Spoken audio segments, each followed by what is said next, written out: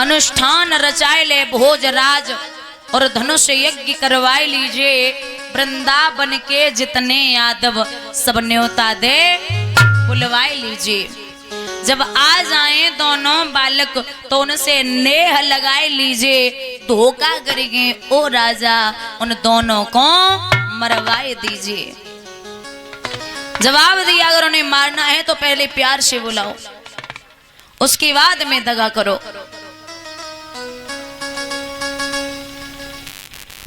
बोली ठीक है। पत्र लिखा और विदुर जी को अक्रूर जी को महाराज भेजा है। अक्रूर जी पत्र लेके जब चले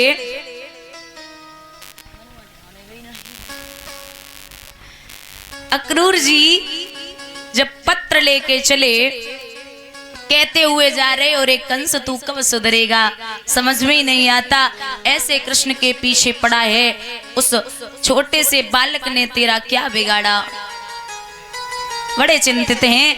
रास्ते में भगवान मिले, चाचा के चरण स्पर्श किए और आगे बढ़े। अक्रूर जी वो चिट्ठी जो है वो मैया यशोदा के हाथ में पड़ गई।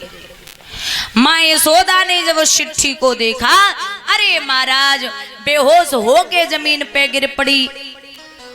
और भगवान बोले काहे को बावरी है रही मैया, रहने दे, रोई मती, मैं आज जा रहा हूं और परसों लौट के आ जाऊंगा।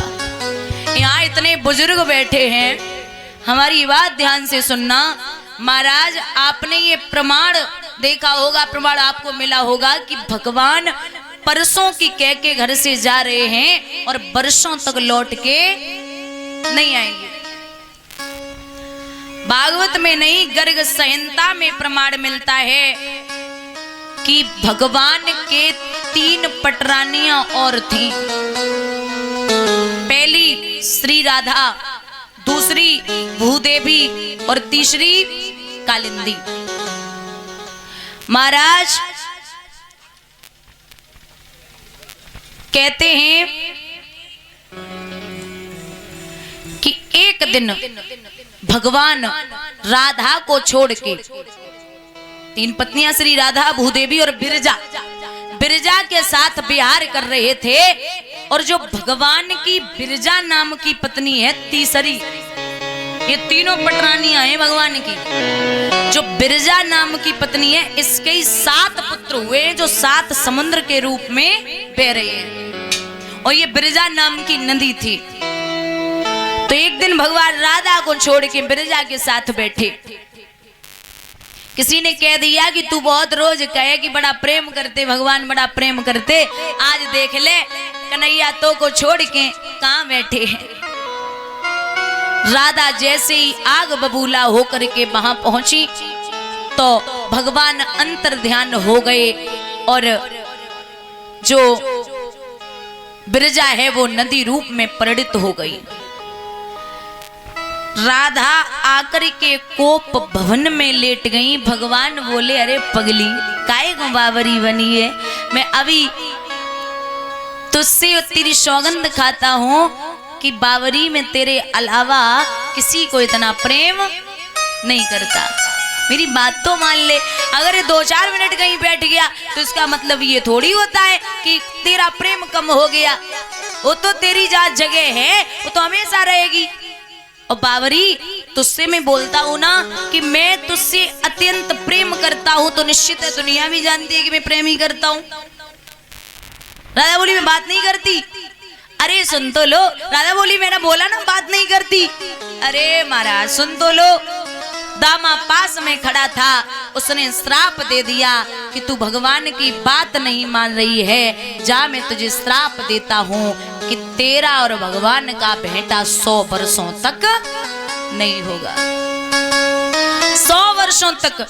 अब एक बात बताइए, जो राधा एक दिन छोड़ो, 1 घंटा भी छोड़ो, 1 मिनट बिना भगवान के नहीं रह सकती, वो 100 वर्ष कैसे रहेगी।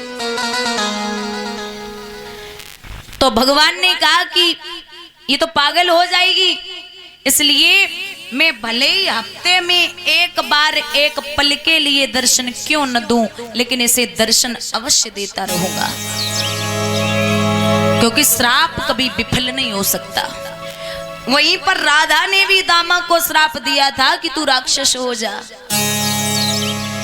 ये गर्ग संहिता का प्रमाण है कि महाराज राधा की जो आत्मा थी, भले ही कृष्ण और राधा अलग अलग थे, लेकिन कहते हैं कि उनका प्रेम उन्हें एक बनाकर रखता था। राधा तो छोड़ो, राधा मुरली से भी इतना जलती थी, जो भगवान की ओठों पे मुरलियां रखते थे उससे राधा अत्यंत घृणा करती थी और मुरली से कहती कि मुझे तुझसे कोई स्पर्श भगवान का करे तो मुझे बहुत बुरा लगता है। अरे मुरलिया बोली तुम तो बावरी हो, भगवान को पाए के लिए पूरा परिवार छोड़ दो। यहाँ तो बांसों को छोड़ के जब से आई हूँ, जब से बांसों को छोड़ा है, परिवार को छोड़ा, पूरी खोखली हूँ, जगह जगह भगवान ने छेद कर दिए। तो बताइए मुझे कहाँ। वैसे भी महाराज प्रेम वो होता है, लोग कहते दिल से ज्यादा जिसका नाम जुबान पे आए वो दुनिया में सबसे प्यारा होता है। जब किसी का नाम ले रहे हो, अचानक किसी और का नाम आ जाए, समझ लेना कि दुनिया में वो आपको अत्यधिक प्यारा है। तो वो तो हमेशा ही मुरली ओठों पे रहती थी भगवान के। राधा बहुत चिढ़ती थी।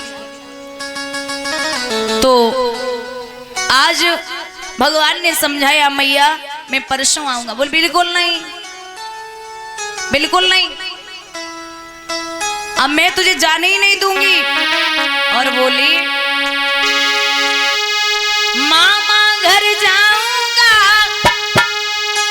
भोजन में पाऊंगा, तेरी कसम से मैया लौट के भी आऊंगा। चिंता फिक्र बिसारी दे मैया, प्राण नंदाई।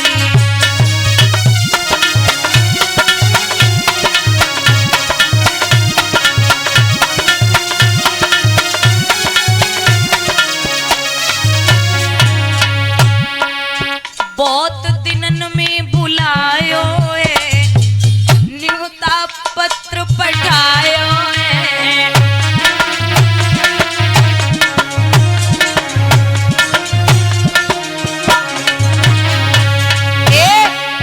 बहुत दिनन में बुलायो है, न्योता पत्र पठायो है।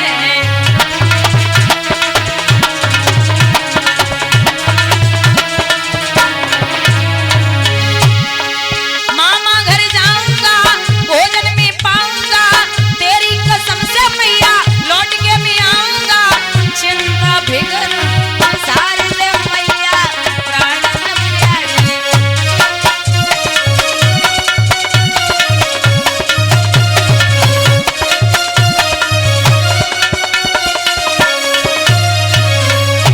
रहने दे माँ, तू चिंता मत कर, मैं जल्दी आऊंगा।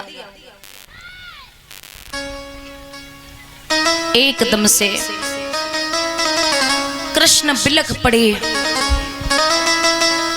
रात होती चली जा रही है। जैसे एक बच्चा जब पैदा होता है, जैसे एक माँ उस बच्चे का ख्याल रखती है, उसी तरीके से मैया यशोदा कृष्ण को गोदी में लेटाए के और बार बार माथे पर चुम्बन ले रही। अरे लाला तू नहीं जाएगा, मैं मर जाऊंगी, तू मुझे समझने की कोशिश कर। अचानक थोड़ी सी भगवान को निंद्रा आ गई तो का देखो है कि रोज माँ अपने कमरे में होती थी, लेकिन आज बीच आंगन में एक खम्मे को दोनों हाथों से पकड़ करके मुंह के बल लेटी है।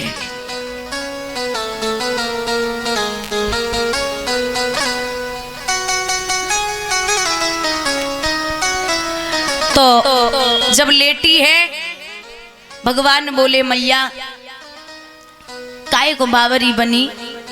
मैंने बोला ना मैं लौट आऊंगा।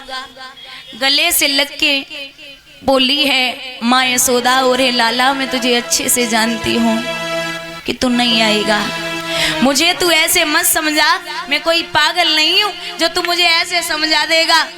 महाराज जब गौओं ने सुना कि कृष्ण जा रहे तो चारा खाना ही छोड़ दिया, गोपियों ने भोजन करना छोड़ दिया, ग्वाल बालों के चेहरे उतर गए, वो भी भोजन नहीं कर रहे।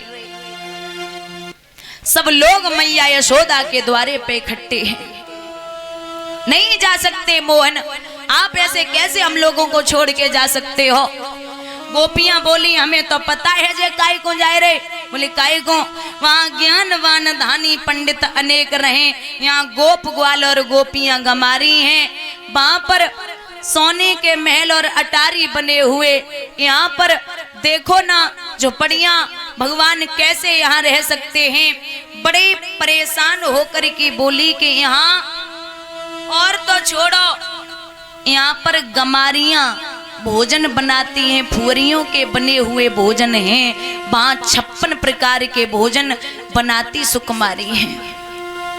तो जहाँ आस तो वही होगी ना कृष्ण को, अच्छा तो वही लगेगा जहाँ एक सुकुमारी सुंदर सी गौरी भगवान को भोजन कराएगी। अरे ललिता की बात सुन के भगवान बोले पगली